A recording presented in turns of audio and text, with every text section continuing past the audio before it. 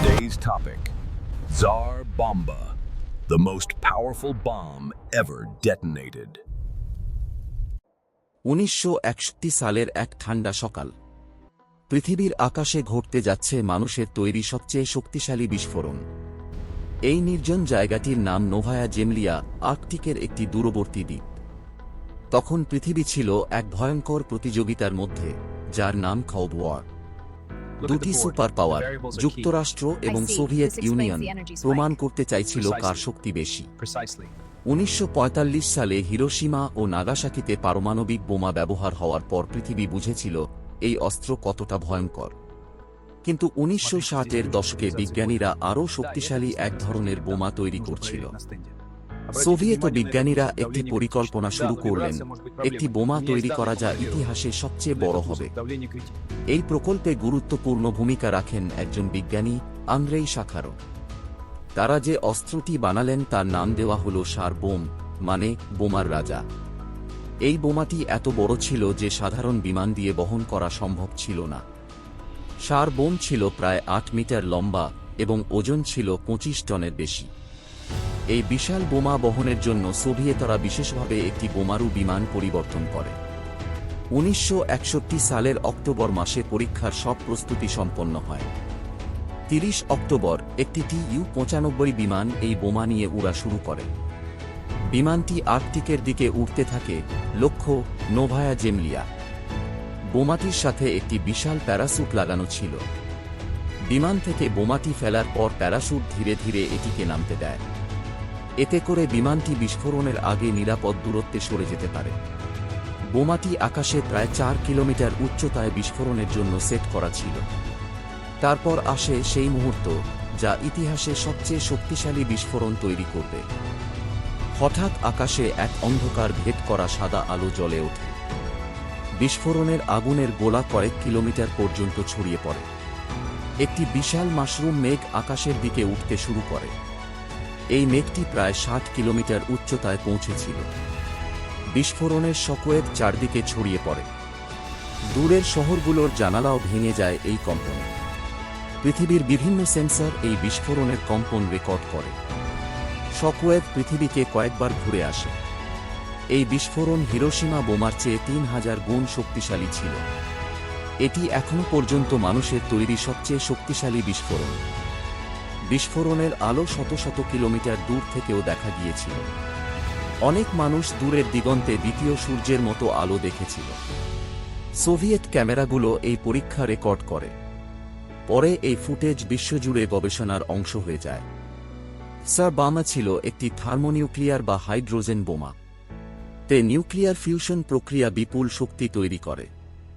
এর শক্তি ছিল প্রায় 50 মেগাটন TNT এর সমান। এত শক্তি কয়েক সেকেন্ডের মধ্যে মুক্তি পায়। বিজ্ঞানীরা এই বিস্ফোরণ থেকে বহু তথ্য সংগ্রহ করেন। এই বিস্ফোরণের পর কোল্ড ওয়ার উত্তেজনা আরও বেড়ে যায়। বিশ্বজুড়ে সংবাদ মাধ্যমে এই পরীক্ষার খবর দ্রুত ছড়িয়ে পড়ে।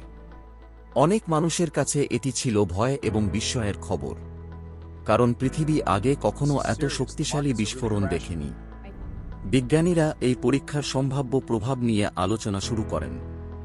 তারা বিশেষভাবে চিন্তা করেন পরিবেশগত প্রভাব নিয়ে। পারমাণবিক পরীক্ষার ফলে পৃথিবীর বায়ুমণ্ডলে বিকিরণ ছড়িয়ে পড়তে পারে। এ কারণে আরও গবেষণা শুরু হয় পারমাণবিক পরীক্ষার ঝুঁকি নিয়ে। বিভিন্ন দেশ পারমাণবিক অস্ত্র নিয়ন্ত্রণের কথা বলতে শুরু করে। আন্তর্জাতিক সংগঠনগুলো বিষয়টি নিয়ে আলোচনা শুরু করে। এই আলোচনা ধীরে ধীরে পারমাণবিক পরীক্ষা সীমিত করার ধারণা তৈরি করে। বিশ্ব নেতারা পারমাণবিক অস্ত্রের ঝুঁকি কমানোর পথ খুঁজতে থাকেন। অবশেষে 1963 সালে একটি গুরুত্বপূর্ণ চুক্তি তৈরি হয়। এই চুক্তি বায়ুমণ্ডলে পারমাণবিক পরীক্ষা সীমিত করে। এরপর সার বোম ধীরে ধীরে ইতিহাসের একটি অধ্যায় হয়ে যায়। কিন্তু এর শক্তি আজও বিজ্ঞানীদের বিস্মিত করে। 50 মেগাটনের সেই বিস্ফোরণ প্রযুক্তির এক চরম উদাহরণ। এই পরীক্ষা থেকে বিজ্ঞানীরা বহু গুরুত্বপূর্ণ তথ্য সংগ্রহ করেন। সার বোম কোল্ড ওয়ার সবচেয়ে নাটকীয় ঘটনাগুলোর একটি। এটি মানব প্রযুক্তির শক্তি এবং ঝুঁকি দুটোই আমাদের মনে করিয়ে দেয়। সার বোম দেখিয়েছিল মানুষের প্রযুক্তি কতটা শক্তিশালী হতে পারে। কিন্তু এই শক্তি ব্যবহারের সিদ্ধান্ত সবসময় মানুষের হাতেই থাকে। কোল্ড বোম সময়ে পারমাণবিক অস্ত্র ছিল ক্ষমতার প্রতীক, কিন্তু একই সাথে এটি ছিল একটি সতর্কবার্তাও, কারণ এই ঘটনা ভবিষ্যৎ প্রজন্মের জন্য একটি বড় শিক্ষা। পারমাণবিক অস্ত্রের শক্তি শুধু ধ্বংসের সম্ভাবনাই দেখায়। বিজ্ঞানীরাও এই প্রযুক্তির নৈতিক প্রশ্ন নিয়ে ভাবতে শুরু করেন। বিশ্ব রাজনীতিতে তখন শুরু হয় অস্ত্র নিয়ন্ত্রণের আলোচনা, কারণ সবাই বুঝতে পারে এই অস্ত্রের ঝুঁকি কত বড়। এই উপলব্ধি ভবিষ্যতে অনেক আন্তর্জাতিক চুক্তির পথ তৈরি করে। আজও সার বোম ইতিহাসে সবচেয়ে বড় পারমাণবিক বিস্ফোরণ।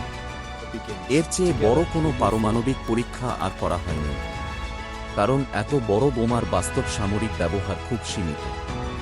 তবু এটি কোল্ড ওয়ার যুগের শক্তির প্রতীক হয়ে থাকে। এটি বিজ্ঞান, রাজনীতি এবং ইতিহাসের এক অদ্ভুত মিশ্রণ। একটি বিস্ফোরণ যা পুরো পৃথিবীকে চমকে দিয়েছিল এবং যা বিজ্ঞানীদের নতুন প্রশ্নের সামনে দাঁড় করায়। মানুষ কতদূর পর্যন্ত প্রযুক্তি নিয়ে যেতে পারে, আর সেই শক্তি ব্যবহারে কতটা দায়িত্ব থাকা উচিত। সার বোম এই প্রশ্নগুলো আমাদের সামনে রেখে গেছে। আজ সেই পরীক্ষার স্থান আবার শান্ত হয়ে আছে, কিন্তু ইতিহাসে সেই বিস্ফোরণের স্মৃতি এখনও রয়ে গেছে, কারণ এটি মানব ইতিহাসের এক বিরল মুহূর্ত, যা দেখিয়েছে মানুষের শক্তি কত বড় হতে পারে এবং সেই শক্তির সাথে দায়িত্ব কত জরুরি। এই কারণেই সার বোম আজও ইতিহাসে আলোচিত।